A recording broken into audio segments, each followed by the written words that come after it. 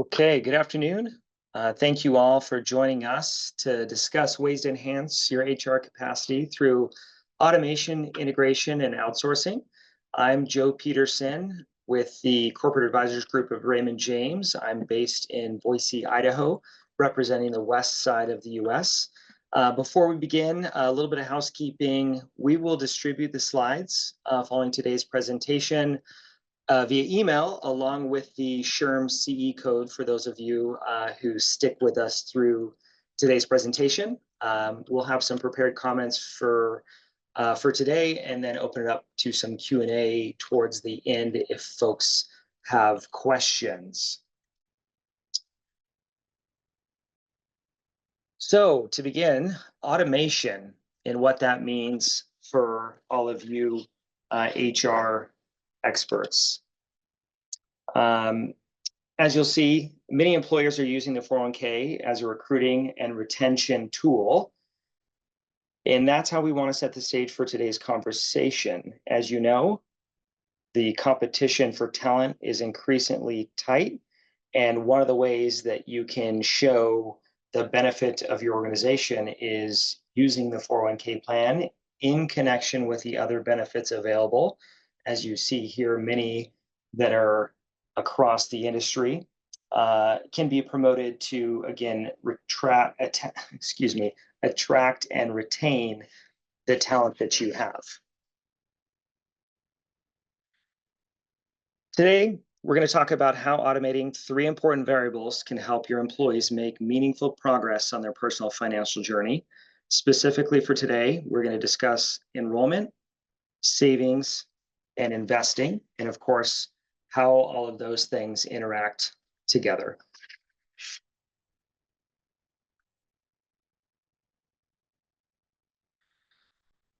So we found that employers today are taking a larger role in supporting financial health.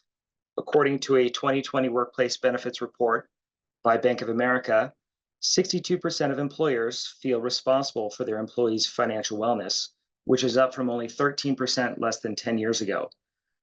Employees more and more are asking their employers to help them do more things, not just at the workplace, but outside as well. And the motivating factor is not 100% altruistic for employers. In fact, 8 in 10 employers believe that stronger financial wellness leads to more loyal employees, greater employee productivity, and more satisfied and engaged employees. For those of you on the call, likely truly a win-win. Employers are more invested today in their employees' financial success than ever before, which is why they're considering and implementing these automation features. So what do we mean by automation? And how do those features address participation and the savings gap across the country that we know exists? So 7 in 10 DC plan sponsors currently implement automatic enrollment. And as you all know, I'm sure, the law changes that have occurred for new plans in particular really focus on that. And that's a keen focus of the Department of Labor. So according to the latest Cowen survey, the average auto enrollment default rate is 4.4%. Makes a lot of sense given where the safe harbor rule is. 20% of auto-enrolled existing employees, so 20% of employers actually re-auto-enroll existing employees either via one-time or periodic sweeps. Again, not to just encourage new participants to be enrolled at a preferred level, but those that may have been working for the employer for years and years before the changes that have occurred in the recent past with retirement plans have become available, encouraging those old employees who maybe are sitting at a lower default rate than they are to then themselves get enrolled. So more than a decade ago, the IRS and DOL issued guidance that uses 3%, an example of an appropriate starting automatic enrollment rate. While this guidance is out of date, many plan sponsors still adhere to the 3% standard, like we were discussing. Even when automatic escalation is implemented in tandem, a 3% starting rate can prevent participants from saving at an adequate rate.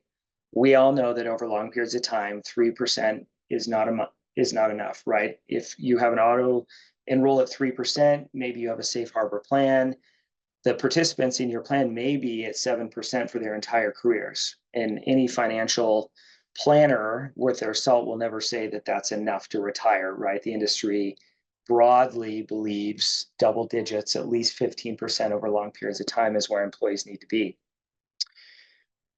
And this really becomes critical when you consider an employee who changes jobs every few years. If each employer uses a 3% enrollment rate and a 1% escalation rate, it'll be unlikely that the employee will reach a meaningful contribution rate unless they make a proactive change. They'll be reset at 3% with each job change and must gradually build up contributions again. I think this is particularly important when you look across the cohort of your organization, where if you look at statistics this year from the Bureau of Labor Statistics, released in 2024, your employees that are 65 years and over, their average tenure is about a decade, 10.4 years.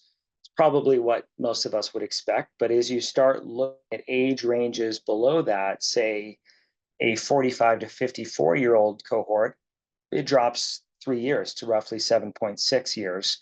And if you go somebody 35 to 44, they're likely to only stay at an organization for under 5 years. So you see the disconnect between resetting employees that move jobs at 3% each time they move.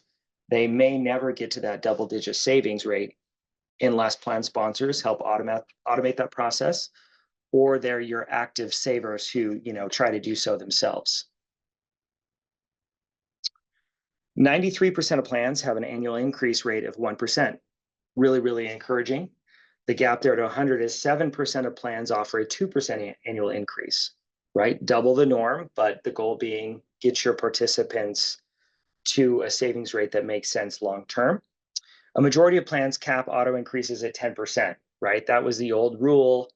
The Secure Act in 2019, Secure Act 1, changed that, where auto escalation arrangements can be adjusted for safe harbor plans from 10 to 15%, right? So again, trying to hit that long-term savings rate for your participants that get into the double digits. If your CFO is in the room and questioning, remember this is auto escalating the participants' deferral rates. It doesn't increase the exposure of your contribution as an employer, your match, right? That'll cap out once an employee hits your match rate. So the best practices are start auto deferral rates at a minimum of 6%, and consider increasing your plan's maximum auto escalation ceiling to 15. While a 1% annual increase in a participant's contribution is often used as a step-up rate, many firms implement higher percentages in line with the goals of the plan. And we've seen those changes. Instead of doing a 1% auto increase, moving to a 2% auto increase annually. That's really started happening more and more as the new, Secure 2.0 rules have come out, and the Department of Labor has really focused in on plan sponsors encouraging and helping their employees get to a level of satisfactory long-term savings. So why is this automation important? So the importance of coupling automatic enrollment with automatic increase, you can see here. If everybody that started your organization started at 10%, that would be fantastic. But thanks to the economic challenges today, and arguably we all face economic challenges in any period, at least personally from a budgeting standpoint, or broadly in the economy. So instead, we focus more at, look at the power of automatic enrollment with automatic deferral increases in this example. So stubborn Sarah defaults to auto enroll at 3%, and she stays there for her career. After 40 years, based on these assumptions, she's accumulated roughly $600,000. A lot better than zero, but let's look at the others. Compare that to escalating Ethan, who started at 3% and has his deferrals increased 1% until 10%. He ends with over twice Sarah's balance and nearly as much as Sam, who right out of the gate saved 10%. This is letting the magic of compounding do its work by extending your potential investment time horizon. So there's a small gap between those who jump right out at 10% to those who start at that 3%, but it then automatically escalated 1% over time, again, over their whole career. That makes a significant difference versus an employer or all of us in the industry saying, you know what, we'll default you at 3%, but if you need to go, it should be on you as the employee to then go increase each year 1%. Sometimes that's tough for people to remember. These benefits are engineered for them to have full control. That's the desire. That's great, but we can also add some automation to really help folks take control. As with many retirement industry trends you'll see in this chart, change is led by the largest plans, and automatic features are no different. Smaller employers are challenging themselves to catch up. So you see here in bold, the $200 million plan size to the $1 billion plan size, auto enrollment is nearly 73%. Plans less than 5 million, of which I will say nationally there's many more in the small plan range, only about 26% offer an automatic enrollment. Increases, you have several different options. It's an opt-in, so an employee needs to opt in to making that automatic increase, or conversely, it's an opt-out. So the plan sponsor is adopted that if you don't make a change, we will auto increase your deferral rates annually by 1 or 2%, depending on what the plan document says, up until the cap of 10 or 15%. So as you see in the large market, the billion plus space, it leans to, yes, we do this. It's an opt-out. We want to take the initiative that this is the best thing for our employees. We know this, and if they choose that their finances aren't able to support it, they can certainly opt out. But again, the plan sponsors are taking control to try to do the right things for their employees long term. So what kind of changes have we seen over the last several years? I don't know if you can all remember, but we were all busy, and it seems like our teams were busier coming out of the COVID shutdown period in 22, 23, and even 24. It's been a time of change. There's many projects, maybe they got delayed because of the pandemic, maybe coming out of the pandemic, as with many other industries, we've all realized that maybe there's some things that we needed to address that hadn't been done so in a long time. And again, the fight for talent has driven a lot of this. As the theme of the series communicates, there's been tremendous change, which is offering opportunity to improve plans in a thoughtful way. Many of these do not cost your organization a lot of money. Again, appealing to the CFOs in the room. So investment menu construction that gives employees options. That's really the rallying cry of our industry now, is people are informed. The internet's helped with that. Automation and technology furthers that effort. And so we should empower our participants to make the choices that they want. So the challenge with our defined contribution plans is the onus is on the employee to make investment choices.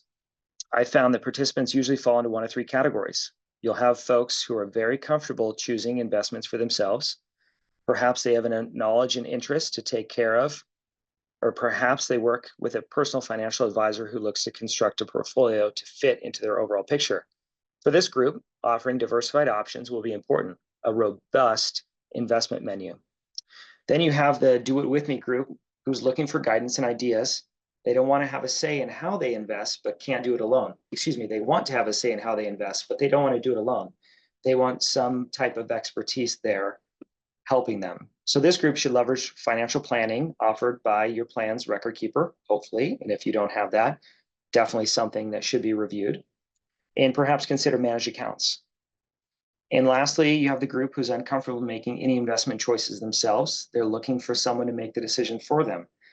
Your plan's qualified default investment alternative, which for most plans are oftentimes a target date fund, could be a good solution for that demographic.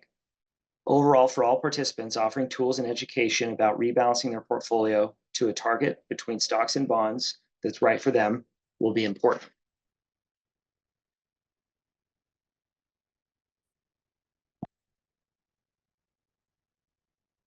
So making enrollment and investment decisions easier for employees, and how do they engage? So financial wellness, we've all heard it. It's become a buzzword in the industry, but how do you make that meaningful? It is important to have financial wellness offerings, but they've got to be meaningful to your employees, and you have to have an understanding of how your employees want to engage.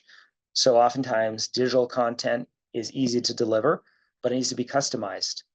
participants can sense and see if it's for the masses versus is it customized for your plan or your organization?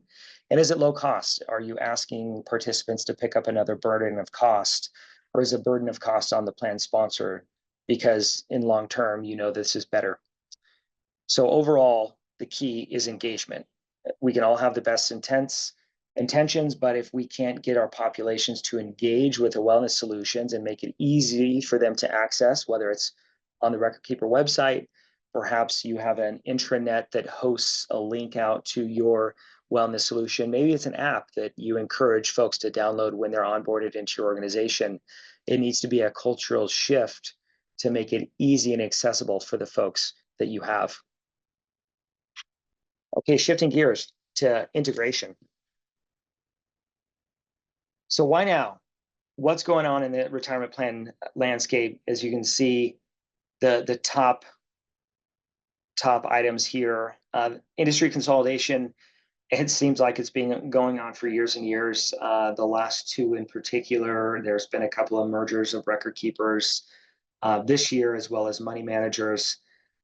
Industry consolidation has led to nearly 86% of plans in the US currently being with the top 5 record keepers. There's significantly more record keepers in the nation than 5, but if you look at where the plans essentially have become grouped, it is in those top 5. So if you're maybe not in that group, it's time to take a look and see what are those top 5 offering as far as integration and outsourcing options and automation options that you could potentially leverage in your organization. Additionally, as many of you are aware, 2024 saw the last 2 on the list really come to the forefront. So as the industry has reduced fees significantly for plan sponsors and participants, which is fantastic, record keepers have looked for other ways to recoup some of the costs of managing a record keeping system. Some of that comes to fruition via cross-selling. Maybe that's not a bad thing for your organization if you have a disparate group who can leverage the resources of a record keeper. But as a plan sponsor, you just need to be aware of what's occurring with your participants. And then again, the use of employee information. So more and more, who has control of employee information? Who does it go back and forth to? This is a cybersecurity concern. This is an information security concern. So again, use of employee information and how that is occurring with your current record keeper or potential future record keepers and advisors is important. Looks like we're missing a picture here. So overall, the critical takeaway here is having the right balance of investment choices is critical. It's always been, it's going to be more critical in the future. You need to have a robust lineup of options from the do-it-yourselfers to the do-it-for-me folks. And having the right partners is more and more important than ever.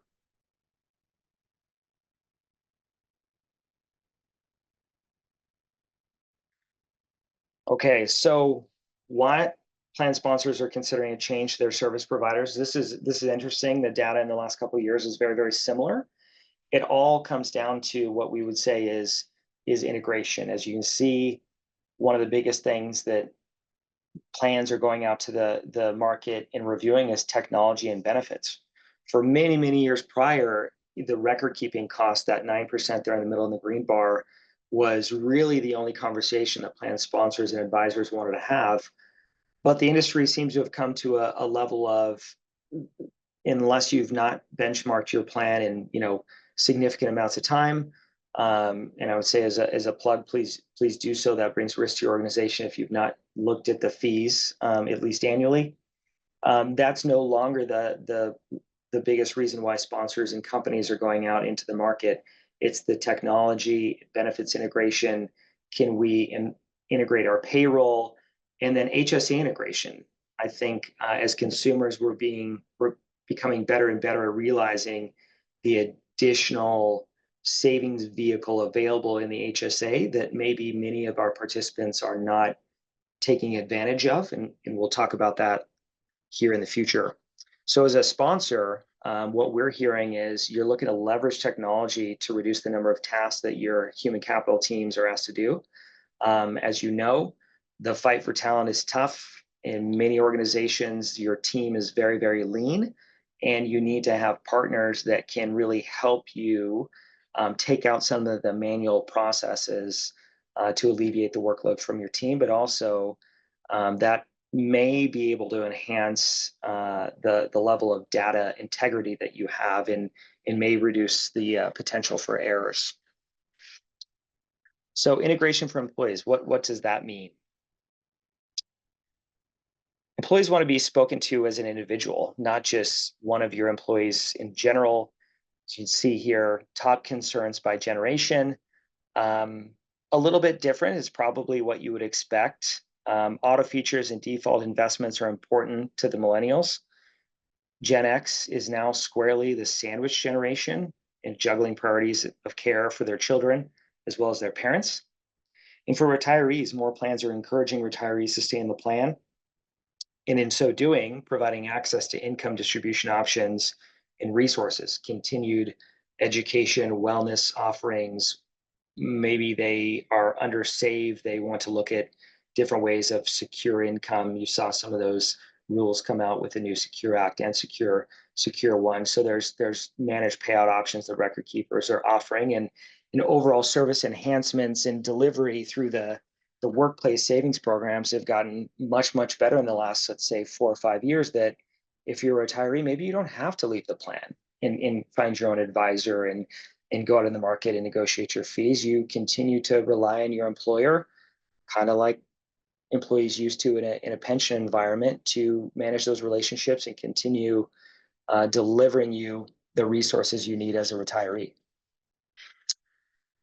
So meet your employees where they are.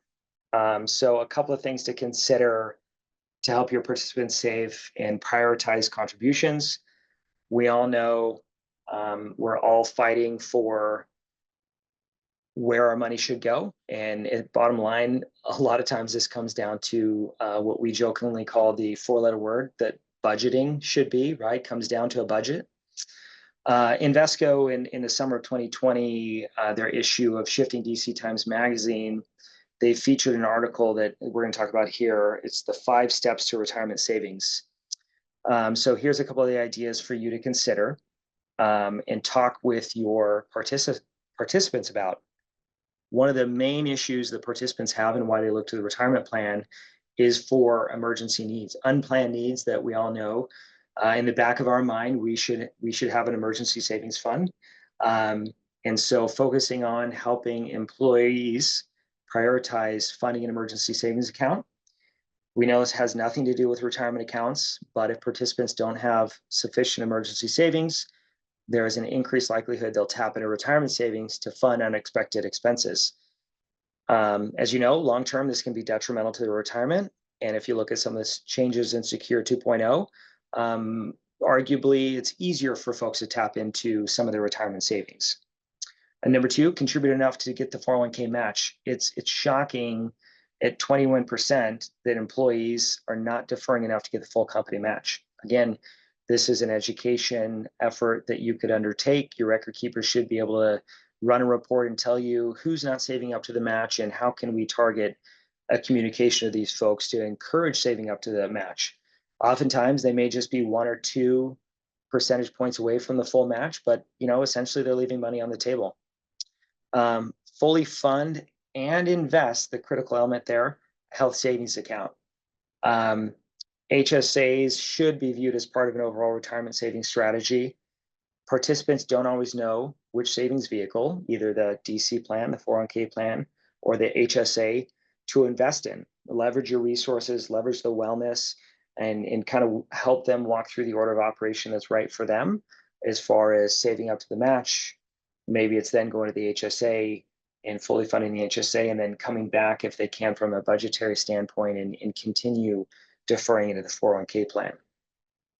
Which gets us to number 4, top off the 401k up to the deferral limits. And if you have folks that are over 50, again, another potential chance to do some targeted education is encourage those who can to save beyond the regular deferral limit up to the over 50 maximum, get that extra $7,500 in the plan for those folks in 2024 that are over 50. Again, helps supercharge the savings for their future. Even if they're 5, 6 years out from retirement, it would be folks would be surprised what a difference additional savings can make in those last 4 or 5 years. So breaking the silos, integrate benefits and educate holistically. Again, health savings accounts are more than a short-term means to pay for healthcare related expenses. They're a really effective tool to help enhance retirement savings. So kind of 4 key highlights, just as a reminder for those of you who may know and some may not realize. HSAs have a triple tax-free benefit. They're pre-tax contributions, tax-deferred growth, and tax-free withdrawals for qualified medical expenses.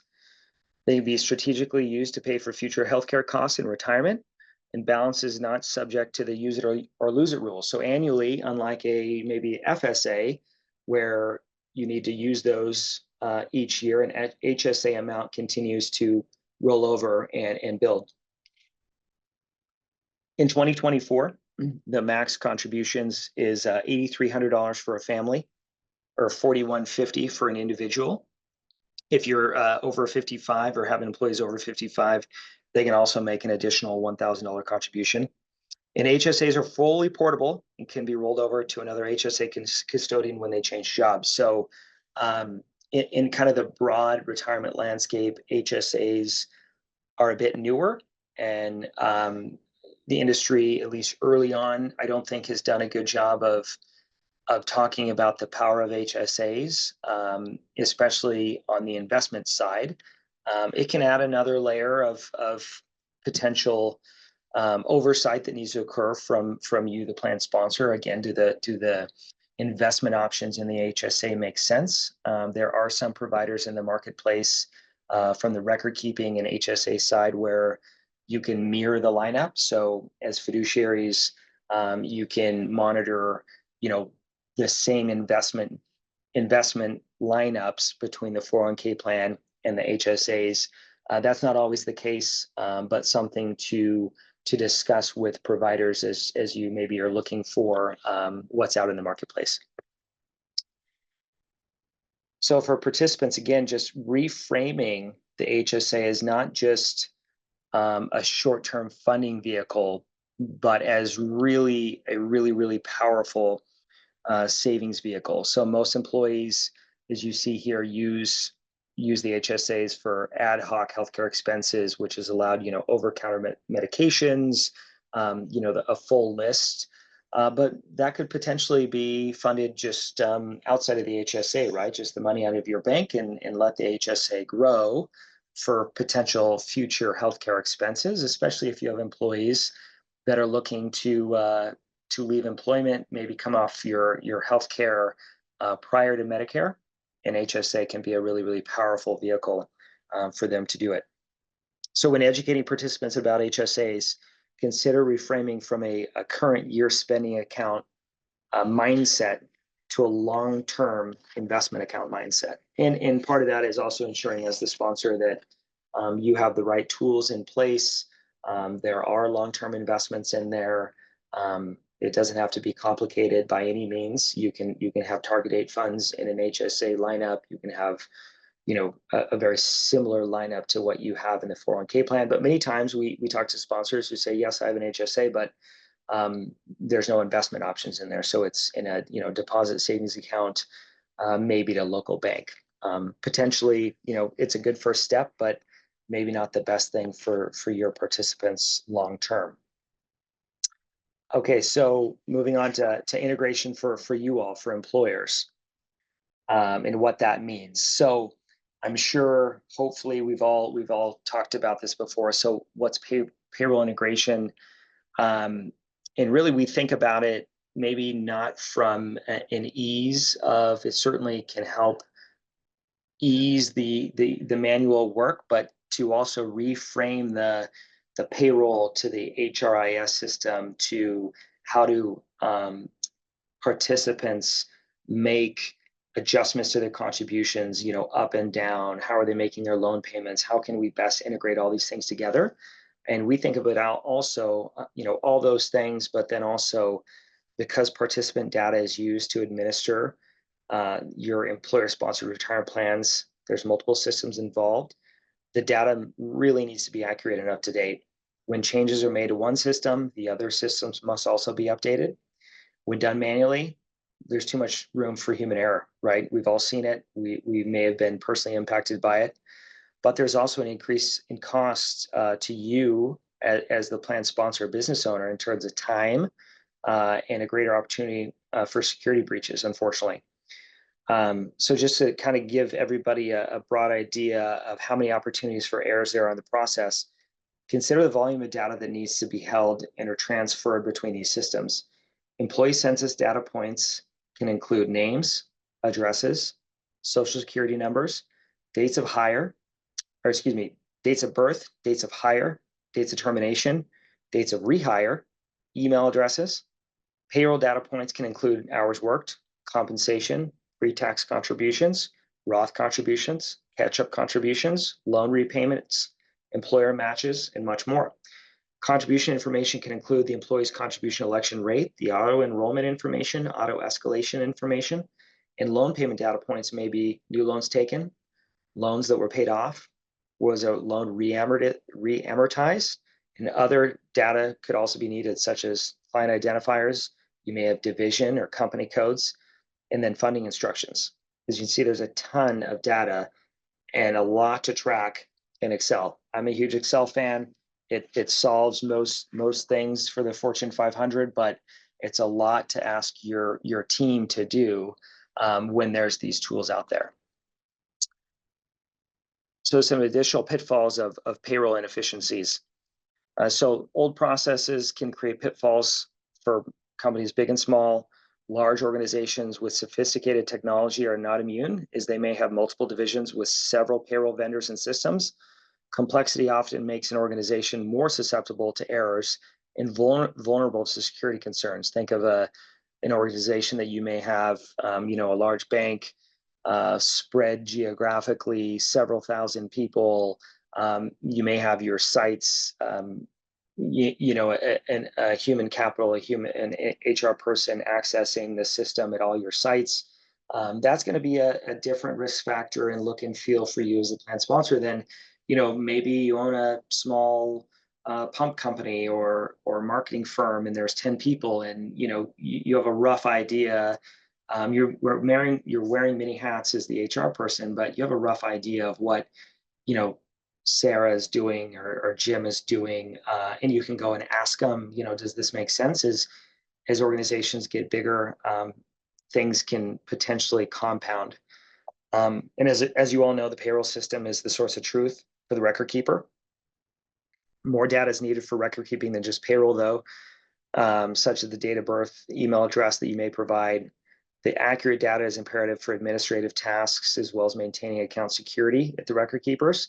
Don't forget, late or inaccurate contribution deposits threaten your qualification status and leave yourself open to participant legal action. So having the right processes in place is keenly critical. And then, we're all human. People have time out of the office. You may have folks out for extended periods of time for medical reasons. And the handoff to somebody else in your organization may not be as robust as it needs to be. And we've seen issues with late deferral amounts. We've seen issues with catch up at year end. Maybe you do a one-time profit sharing, the calculation doesn't get done. Again, it could be as simple as the handoff to a backup and the payroll or HR team wasn't as robust as it needed to be.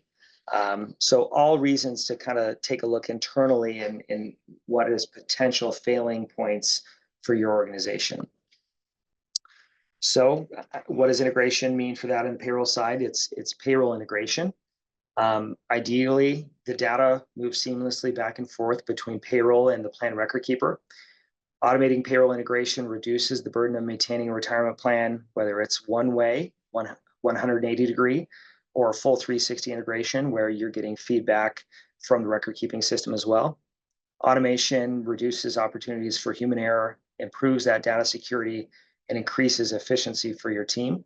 I'll say kind of not necessarily in light of AI, but that's AI seems to bring this to the forefront of people are going to lose their jobs. I don't think in this case you need a strong team in place to sit over top of the payroll integration technology, still do a check. Do these things make sense? Is it properly functioning? Is the 360 truly a 360? And make sure a human needs to double check what these systems are doing. I don't think that type of check and balance should ever go away, regardless of the integration or the technology that we add into our plans. So 3 solutions to think about for payroll integration technology.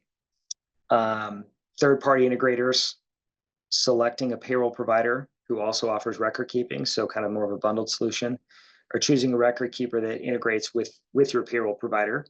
I think number 3 is probably far more prevalent in the market, especially the mid-market. Small market spaces, you may need to find if you have a bit of an esoteric payroll system, or maybe it's in-house. There's many third-party payroll integrators to help you. So they're essentially a technology company that serves as a translator between your payroll and the record keeper. So some things to consider there. Are they capable of working with your payroll system and record keeper? Specifically important if you have a payroll done in an in-house system. What are the limitations, right? Is it really going to help? Is it truly 360, or maybe this is just 180?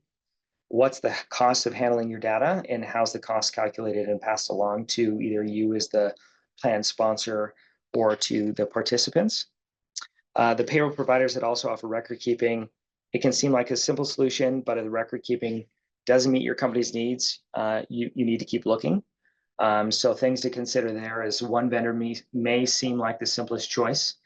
Do the record keeper services meet all of your organization's needs? Again, are they a robust record keeper? Are they in the top 5 or top 10? Do they have a wellness solution that you may be looking for as well? And are they equipped to engage and educate your employees on the ground if that's what you need? Again, engagement drives participation and savings, which is all of our goals, hopefully. And then engaging a record keeper to integrate with your existing payroll provider is another great option. So again, does the system integrate with your payroll provider, system being the record keeper? Do they offer 180 or 360? And if not, should you keep looking, or is 180 correct for your organization? Are they flexible in terms of file format, data, and reporting capabilities, or do you need to essentially upend your internal protocols to fit them in? And if that's the case, is that the right partner? And do they have the scale, the support, the dollars behind them to grow as your organization grows? So that's something critical to look ahead as well. It's really tough to make these choices, as between whether it's payroll, HRIS, or record keepers. Do your due diligence, do your homework, and make sure that you find a partner that can support your growth long term. They're certainly out there. It just comes down to taking that extra step of diligence. Here's something interesting to consider as you're meeting with your providers today. We kind of think of it as maybe flip the script on your partners, ask them to share what they're hearing from prospects. What are they hearing in the market? What are you not thinking of? What's the next, big thing? Ask them what their largest client is doing that maybe you haven't considered. I can tell you this year, the outsourcing conversations have been everywhere. We've had them across the board from, small under $5 million plans, 10 or 20, employee organizations, to several thousand employees, billion-dollar plans. Everybody's looking at this type of outsourcing and integration from a payroll side, record-keeping side, and even on the administrative side. So think 316 fiduciary type stuff. We'll talk about that a little bit later, but many of the top record keepers have enhanced, maybe not a full 316 offering, where they're the full fiduciaries, but many are calling it 316 light. So can you avail yourself of many of those same services and again, just help scale your business using partners. Okay, outsourcing. So again, like moving into what are your options as a sponsor in outsourcing some of the things you do today. So kind of just to set the background, plan fiduciaries must act solely in the interest of plan participants with the exclusive purpose of protecting retirement benefits.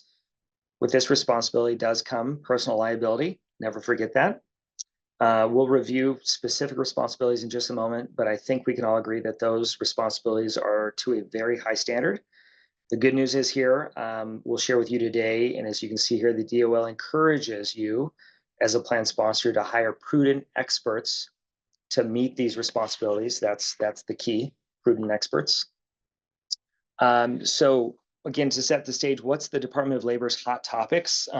Interestingly, you may or may not know the DOL releases some of the things that they've looked for in plan audits, or they'll be looking for as they move into new years.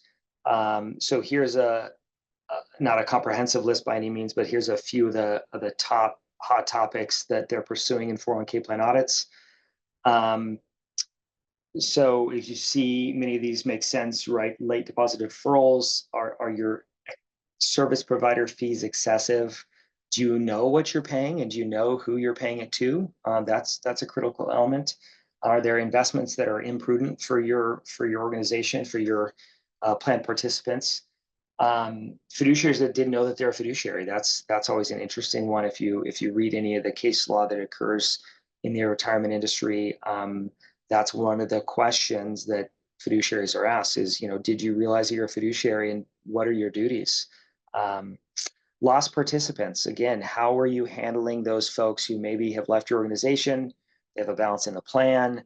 Do you have a process? Are you engaging a record keeper or a service provider to go through a repeatable process to find those participants and let them know that they may have assets in your plan? Again, that's a fiduciary duty. And then implementation of Secure 2.0 Act provisions, more than 90 provisions in the bill. It's spread over implementation, from 22 to 27. One of the tips we have is all the record keepers are implementing the Secure 2.0 Act elements on different time periods. So sponsors, you should be working with your advisors to track what has been reviewed as a plan, maybe as a committee, importantly, what's being adopted, what was declined from the list of optional provisions. And the important reason is, remember that for most record keepers, your plan document will be amended in several years at the end of 26 or 27. But it's up to you as a plan sponsor to know what you elected as a plan sponsor, what you declined. It has the potential for various errors as a plan and potential disqualification of penalties. So really, there's some great things in the bill, but it's really onerous as you as a plan sponsor to track all these things and make sure they get in your plan document correctly, and that you're executing what's in your plan document. But you don't have to do it alone. Leverage the resources available under ERISA. So again, not to belabor the point, but qualified plans are governed by ERISA. Hopefully everybody knows that. As a background, the passage of the landmark reform in the U.S. retirement system was inspired by the collapse of the automaker Studebaker. Labor trouble and financial mismanagement in the post-World War II period led to the decline of the company, which in 1963 shuttered its manufacturing plant in South Bend, Indiana. Almost 70% of Studebaker's workers were left without their promised retirement benefits after the plant was closed. Of approximately 10,500 current and former employees in the pension plan, about 4,000 with more than 20 years of history of the company received only about 15 cents for each dollar they had expected. 15 cents on the dollar. Almost 3,000 shorter tenured employees got nothing. This is why ERISA was established. It's to set a minimum requirement to protect workers and plan beneficiaries and keep plan administrators accountable. They were also concerned the plans with the ability to defer the highest about amount of income, 401k and pension plans would inequitably vary those that make more. So again, they instituted something called non-discrimination testing. Again, your plan cannot benefit high earners more than low salaried employees. Ultimately, the law and all your requirements are founded on the duty to keep the participants' best interests in mind when making all decisions. You always come back to making decisions in the best interest of not you, but of your participants, not of your company, but of your participants. You'll be on the right track. So the majority of what we'll talk about from here forward are referencing plans subject to ERISA very specifically. So what are the duties required of fiduciary? Exclusive benefit rule. Fiduciaries must operate the plan in a way that solely benefits participants and beneficiaries. The prudent expert rule. Fiduciary actions will be held to a standard of an experienced professional. Plan document rule. Fiduciaries must follow the plan unless the terms of the plan contradict the rules of ERISA. Again, so knowing what's in your plan, what you adopt and don't adopt is critical. Diversification rule. Fiduciaries must offer a wide range of investment options to help participants meet their investment needs and diversify their investments accordingly. Let me talk a little bit more about all of these. So the elements of plan governance. Many of the tasks are often delegated to one or more plan service providers, luckily. While the task can be delegated, the ultimate responsibility cannot be delegated. So if you're a plan sponsor, your organization, at the end of the day, no matter what, how you affiliate, how you engage prudent experts, you are a fiduciary and you're on the hook. So plan officials, thus operating under a good governance process, have steps in place to ensure service providers properly execute their contractual duties. Again, you can't sign up your service providers and walk away. You have a duty of review.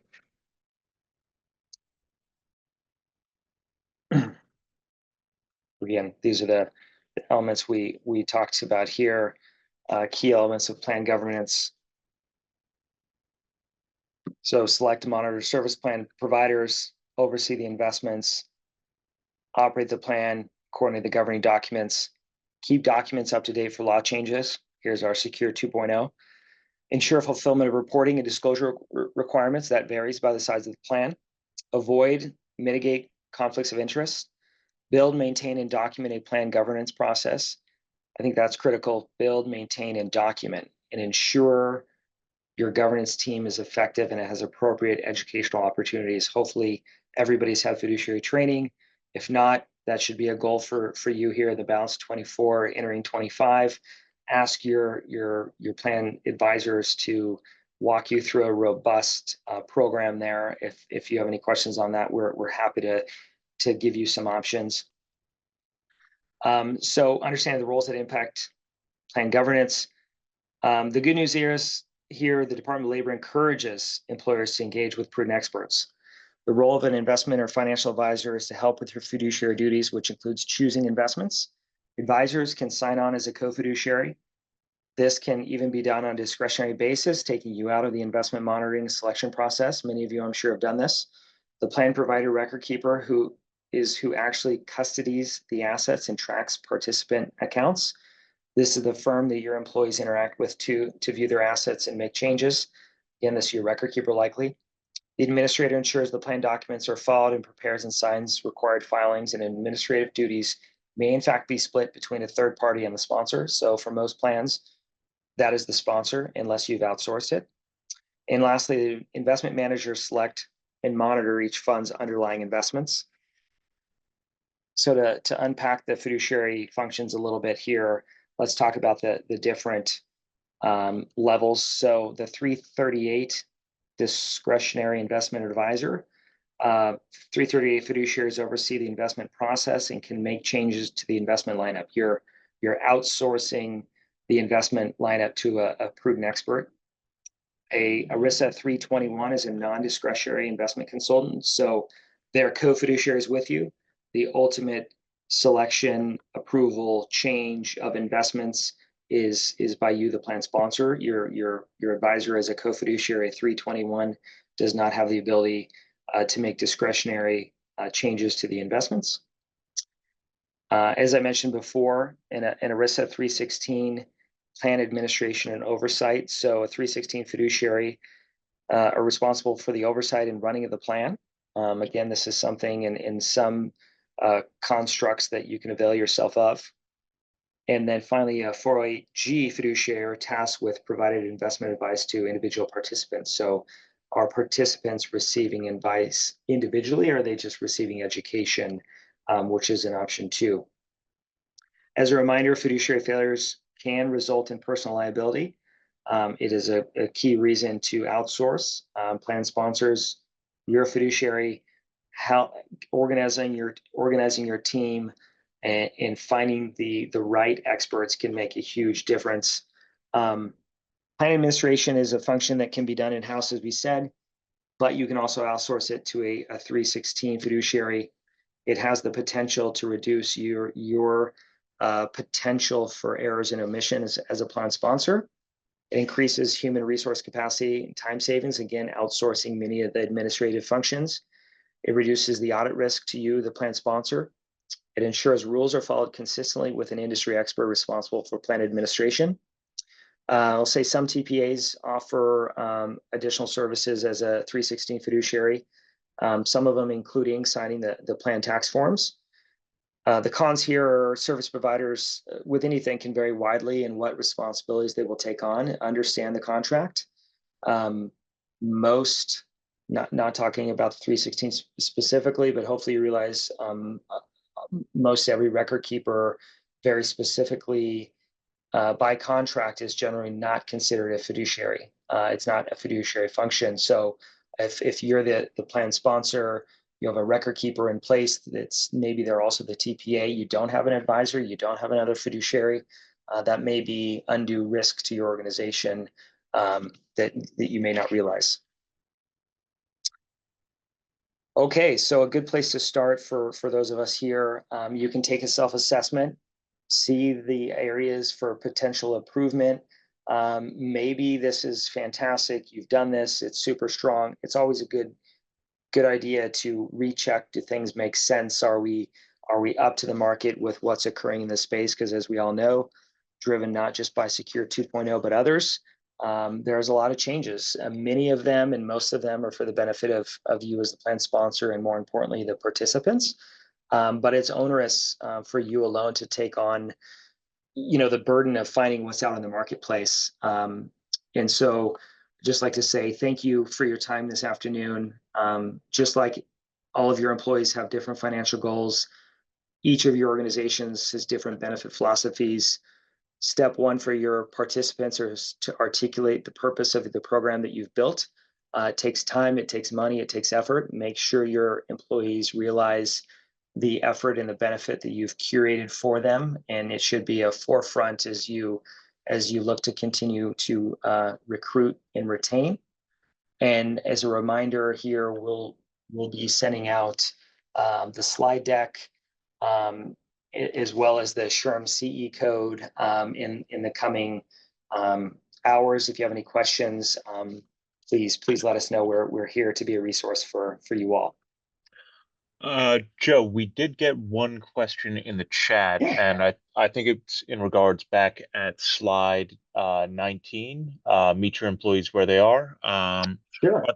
Are the 5 steps recommended in that order, i.e. max matching and HSA before paying off debt? Gotcha. That is a solid question. I don't think necessarily. I'm a big fan. I think most of us in our team are big fans of prioritizing debt. I think that's also some of the impetus behind the Secure 2.0 reason of those folks potentially in an organization who are burdened by student loan debts. Maybe there's a reasonable expectation that if they're making the student loan payments, maybe they take part in the employer match. Interesting benefit that you can add to your organization. I'd encourage you to review that if you have a demographic that is generally burdened with student loans. But yeah, not necessarily in order. I think for most folks, again, we're talking broad-based financial education type things.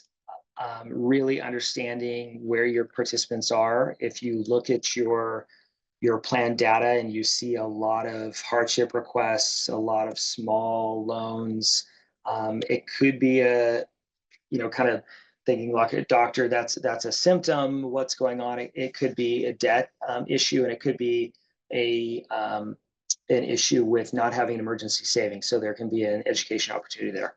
Yeah, good question. Yep, there's SHRM credit for this. We will send it via email. The SHRM credit code will come out via email here shortly. Any other questions? Okay. Thank you all for joining, and look out for upcoming webinars here in the future. All right. Thanks, Joe. Thank you.